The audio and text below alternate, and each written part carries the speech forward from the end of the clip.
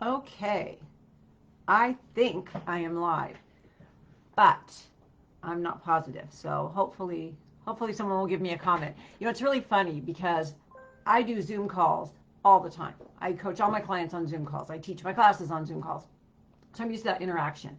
But I know that the going live is kind of the hip thing. So I'm trying to be hip. Oh, I see Trish. Hi, Trish. Okay, good. So can you hear me, Trish? Am I coming through loud and clear? Yes, Anastasia. Hi, honey. How are you? Okay, yay. I'm so happy. So, again, like what I was saying is Zoom calls are so easy because I can see everyone's faces, but Facebook Live is not so easy. So, that's okay. I had something that I wanted to share and I thought I will get on the bandwagon and I will be a hip technology person and try Facebook Live. So, let me say hi to everyone. This is what I think I'm supposed to do. Trish, Anastasia, Renee, hi, honey. Kelly Jean, girlfriend, hi, whoop whoop. Okay, so got some good stuff for you today. I want to talk, first of all, everything that we've been going through obviously has taken its toll. And I'm not suggesting that we're out of the woods, but I am suggesting that we are on the brink of something really big. And with that is an opportunity for us to reinvent ourselves, right? And to me, what better way, like a new year, but what better way to reinvent ourselves than to have a symbol of that reinvention? So I'm going to give you a twist on vision boards. And it's probably going to be things that you haven't heard before. And that's because I've learned it over time and years and experience and meditation.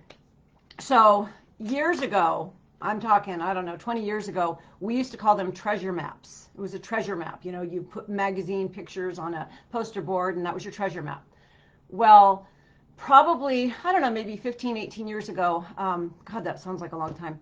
My first mentor, the first mentor that I paid to mentor me, his name is John Assaraf. You probably know him from NeuroGym or the movie The Secret. Anyway, John in the movie The Secret had told the story about how he did a vision board. And then years later, he found a box, and lo and behold, not only the house he put on his vision board did he have it, it was the same exact house. And so everyone, saw that movie and they were like, oh, wow, I got to go get some magazines and get a vision board going and, hope the magic happens. So it's not that easy. First of all, I want to clarify that it can happen that way. You can, I've many times found vision boards that I've made and I'm like, oh my gosh, I so have that car now. I didn't even know that I was looking for that car, but it was on a poster board and now I have it. But the way that works, I'm going to tell you from the scientific perspective, and then I'm going to give you the 3 tips to make your vision board in a way that it will work, okay? So, in your brain, you have something called a reticular activator system. And this system is constantly filtering out information. Now, in case you didn't know it, every second you have 400 billion bits of information coming at you. Yet you can only filter about 2,000. And I know that's crazy because it's like, who could even count to 2,000 in this moment? But the point being that if we are not attuned to what we want, we're not going to get it, right? So by putting a vision board up and just having it somewhere where you see it with things that you want on it, every day, every night, whatever, you're seeing it, eventually, possibly, okay, it's not for sure, but possibly, your subconscious mind will consider that that's just ordinary, that you have that car or that man or that money or whatever. And your reticular activator system will go to work trying to make that a reality because your subconscious mind doesn't know the difference between what's real and what's imagined. Okay, I'm going to see if you have any questions so far. Okay, good. Aloha. Kelly Jean. So with that said, I'm going to share these 3 tips for you that are a game changer when it comes to vision boards. But first, I'm going to tell you a little story. And I heard this story from Greg Braden, and I think it exemplifies what I teach, what Neville Goddard has always taught, many years ago before he died. And I think it's the key with vision boards. Okay, so this story that Gregg Braden, and if you follow Gregg Braden, he's awesome. You know, he goes to ancient civilizations and Peruvian trips and, you know, monasteries. So he's been all over the earth and really seeking out spiritual masters from all different regions of the planet. Anyway, he tells this one story of this tribe who were trying to make rain. You know, it had been a drought. And the person, the tribal member, you know, did his little ritual, and he went inside a circle and had his eyes closed for a while. And then, you know, it was done. And so Gregg asked him, "Did you pray for rain?" And the guy said, "No, I would never pray for rain. If I prayed for rain, it would never come." And he went on to explain that to ask for rain is assuming that you don't have rain. But instead, what he did was he thanked the gods or whatever, the universe, for the rain. He imagined his feet in the mud from all the water.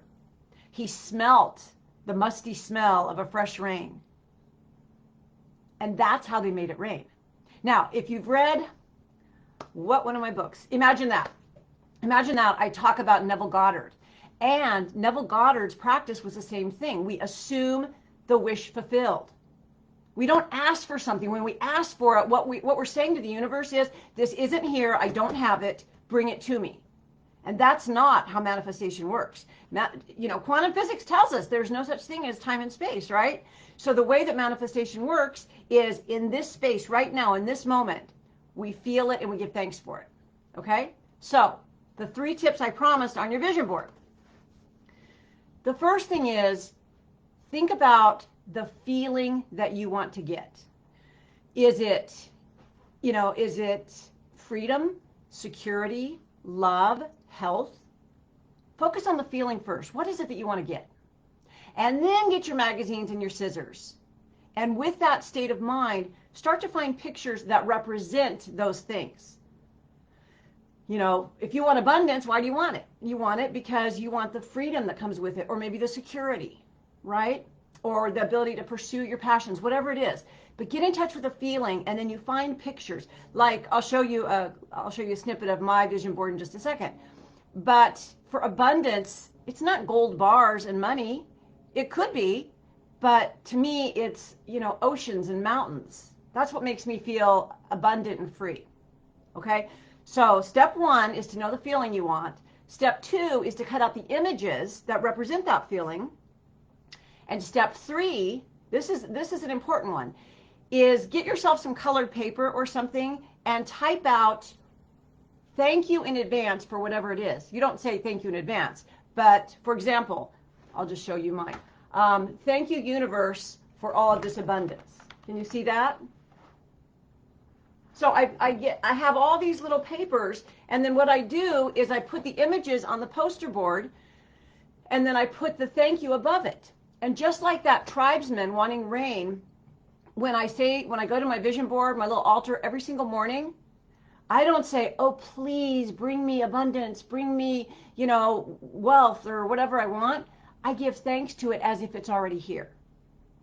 Do you see that? It's a huge, huge difference than taking a bunch of pictures that you want and slapping it on a wall. Huge difference. It's ritualistic in that every day you give thanks. You know, you can pray to God, the universe, the quantum field, whatever you want.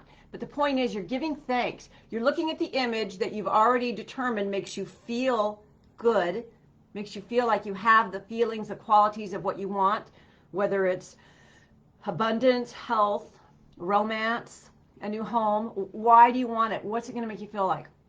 Maybe you want a new home and you know exactly what area you want to live in. Cut beautiful homes out of magazines and remember that those images go with that feeling of having that home that you want. And then when you go to your vision board every morning or night or whenever you do, then just give thanks for it. Thank you for this beautiful new home. And you've got to get in the feeling. It's like meta creating vision board style, if that makes sense. That's how we do it. That's how we roll, because we're feeling the feeling of already having what we want, and we're giving thanks for it in advance. And then because quantum physics has no time or space, it's all right here, it will come to us faster. Is this making sense? Somebody talk to me. Hi, Shelly. Thank you for that, Shelly.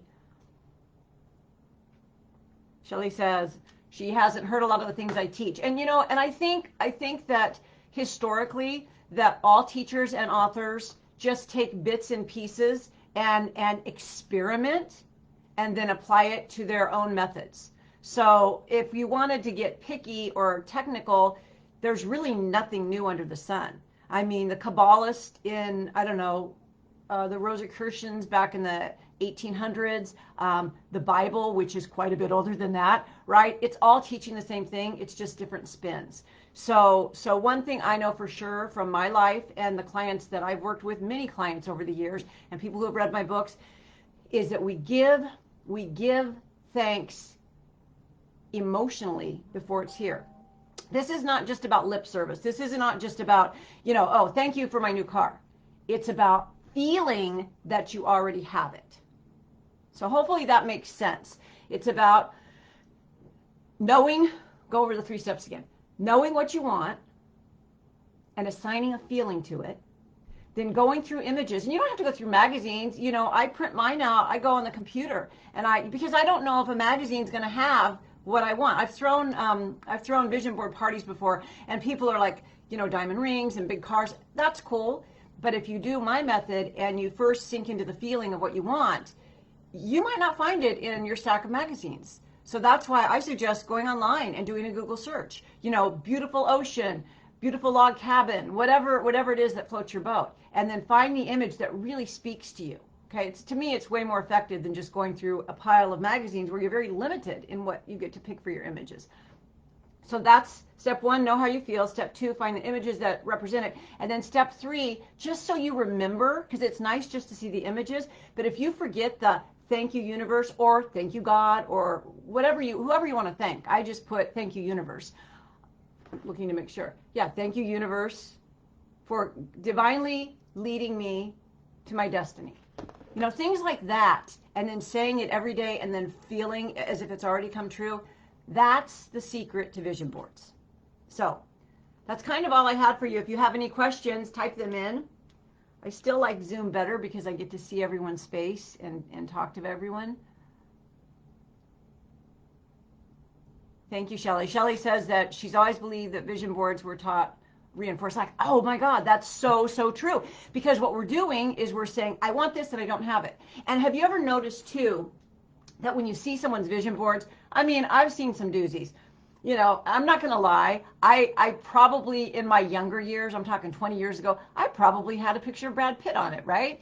But I mean, this is like, I don't have this stuff, and I just like pictures of it because it makes me happy. Well, that's fine, but if you're serious about the science of manifestation, you're not going to manifest something unless it's in your heart that you want, and it's got to start by identifying the feeling that you want to get and then going from there.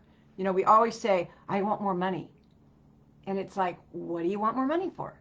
Right? Get in touch with the feeling of why you want the money. And I think that when we come from that place and then we hit the images and find the picture, to me, like on mine, I have this beautiful mountain scene. Okay? My family and I love to spend time in the mountains, and we go camping, and I've probably written at least half my books on hikes in the mountains, in my head. So to me, that represents freedom and abundance and love and joy and family. So whatever represents what you want, that picture will be private to you. And it doesn't matter if it's gold bars or diamond rings or whatever it is, or just something more spiritual, like a sunset.